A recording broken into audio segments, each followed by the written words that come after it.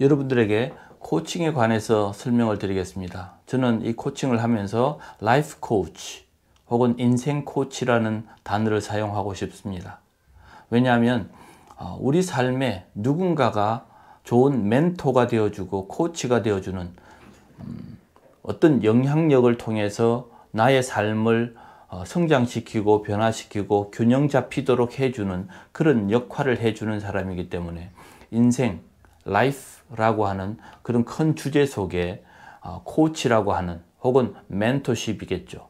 이런 사람이 누군가가 있다는 것은 너무나도 중요합니다. 한평생을 살아가는데 여러분들에게는 많은 인생에 좋은 자들이 있었을 것입니다. 초등학교 때 여러분들의 교사가 여러분들에게 영향을 끼쳤을 것이고, 또 혹은 어떤 친구나 혹은 형이나 누나 혹은 선생님들이 여러분들에게 영향을 끼쳤을 거라고 생각을 합니다. 그래서 이런 영향을 끼쳤던 많은 사람들을 기억하면 코칭이 무엇인가를 상상할 수 있게 됩니다. 당연히 멘토십과 그리고 코칭은 다릅니다.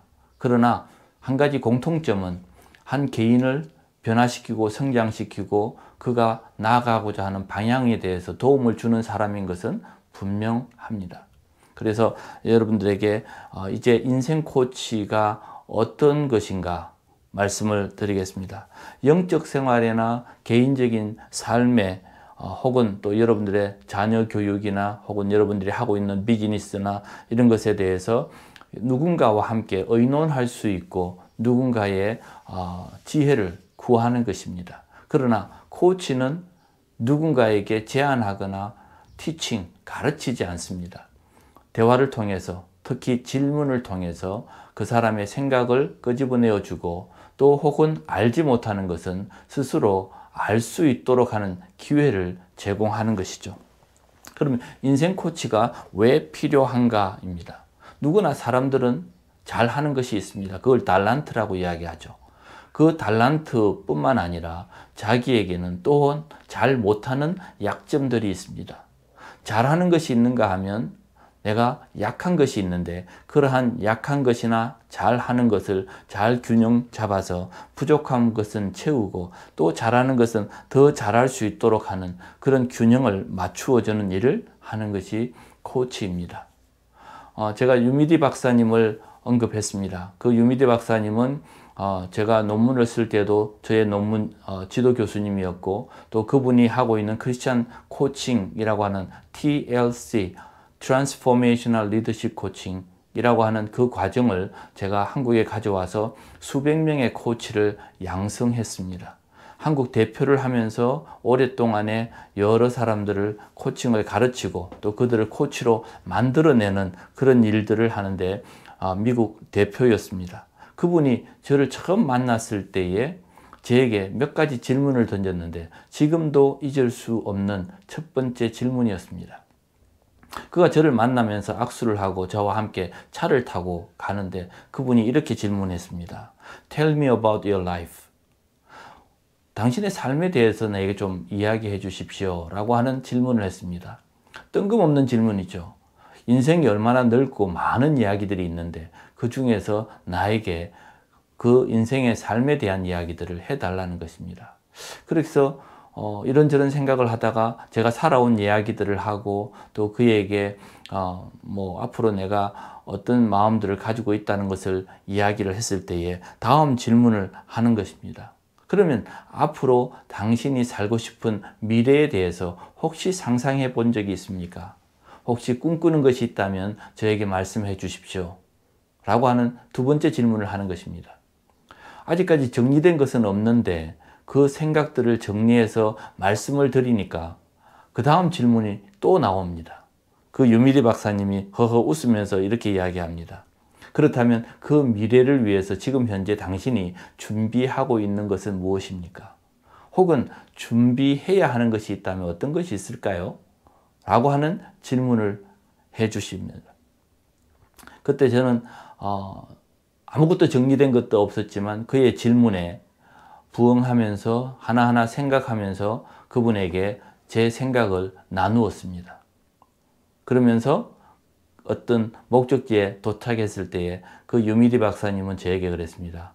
앞으로 계속해서 나하고 연락하면서 당신이 지금 이런 미래를 위해서 준비하고 있고 당신이 하고 있는 이야기들을 저에게 연락해 주면 당신에게 좋은 코치가 되어줄 수 있습니다. 이렇게 제안을 했습니다.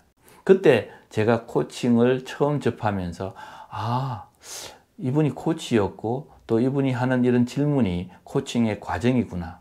그렇게 생각하면서 나도 한번 이 코칭을 배워보고 싶다. 그래서 그런 공부하는 과정에서 셀 교회에 대한 생각들을 가지고 공부를 하다가 크리스천 리더십, 코칭 리더십에 대해서 전환을 하게 되었습니다. 그래서 1996년에 제가 풀러에서 박사 공부를 시작했다가 이 리전트로 옮겨오면서 이 크리스천 코칭을 통해서 새로운 공부를 하게 되었습니다. 사도 바울은 디모데를 양성했고 또 바나바 같은 사람이 사도 바울을 잘 인도해 주었기 때문에 이런 지도자들이 세워진 것입니다. 그리고 우리가 인생을 살아갈 때에 어떤 방향을 정확히 알고 가는 것은 너무나도 중요한데 이 사도 바울이 하나님을 만날 이후에 그의 달려갈 길은 정확했습니다. 그래서 디모데후서 4장 7절에는 나는 선한 싸움을 싸우고 나의 달려갈 길을 마치고 믿음을 지켰으니 이제 후로는 나를 위하여 의의 면류관이 예비되었으므로 그는 달려갈 길도 알고 이후에 어떤 상이 나에게 기다리는지도 알기 때문에 그는 전력 질주를 할 수 있었습니다. 빌립보서 3장 14절에서는 표대를 향하여 그리스도 예수 안에서 하나님이 위에서 부르신 부름의 상을 위하여 달려가노라. 그가 달려갈 길을 분명히 알고 달려갔기 때문에 어떠한 것도 그를 막을 수 없었습니다. 바울은 많은 것을 포기했다고 말합니다. 그의 가정이나 그의 인생이나 우리가 생각하는 좋은 것을 누리지 않았기 때문에 포기했다라는 표현을 사용하는데 저는 어느 날 이 포기에 대한 설명을 하면서 다른 생각을 해보았습니다. 과연 그는 포기를 했을까? 제가 생각한 것은 그는 더 중요한 것과 더 급한 것에 집중을 하다 보니 다른 것이 뒤로 밀려났던 것입니다. 그것은 한편에서는 포기라고 보고 또 한편에서는 집중이라고 이야기하는 것이죠. 예를 들어서 여러분들이 아이를 낳게 되면 여러분들이 아이의 삶에 집중을 하다 보니까 여러분들의 삶을 뒤로 하게 되죠. 그래서 직장 생활을 하면서도 혹은 여러분의 인생이 있음에도 불구하고 아이에게 맞추다 보니 나를 꾸미는 것과 나를 관리하는 것과 또 내 시간이 전부 다 아이에게 집중되었죠. 사도 바울도 그랬던 것입니다. 좋은 것도 알고 편안한 것도 알지만 그가 달려갈 길이 무엇인가 알기 때문에 그는 그것에 집중하다 보니 이 사도 바울의 인생을 살게 된 것입니다. 코칭을 하게 되면 여러분들의 삶의 우선순위 그리고 긴급한 것을 선택하게 됩니다. 그리고 내가 달려갈 길에 대해서 시간에 대한 계획을 가지게 되고 그 시간에 대한 계획을 하다 보면 우선으로 해야 할 것과 또 한 것에 대해서 다음 계획을 세우게 됩니다. 코칭은 삶을 균형 있게 잡아주고 또한 그러한 삶을 계속해서 발전시켜 나가는 과정을 코칭이라고 합니다.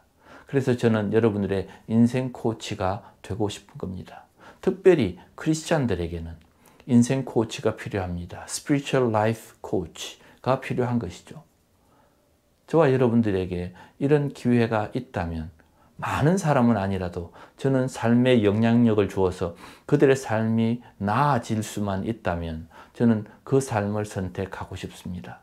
수백 명, 수천 명이 아니라 소수의 사람들에게 좋은 영적 관계를 맺으면서 그들이 라이프 미션을 함께 할 수 있는 가치 공동체로서 이 코칭 과정을 통해서 삶이 균형 잡혀갈 수 있도록 돕고 싶습니다.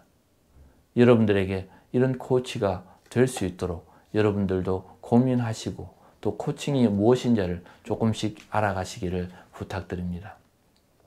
감사합니다.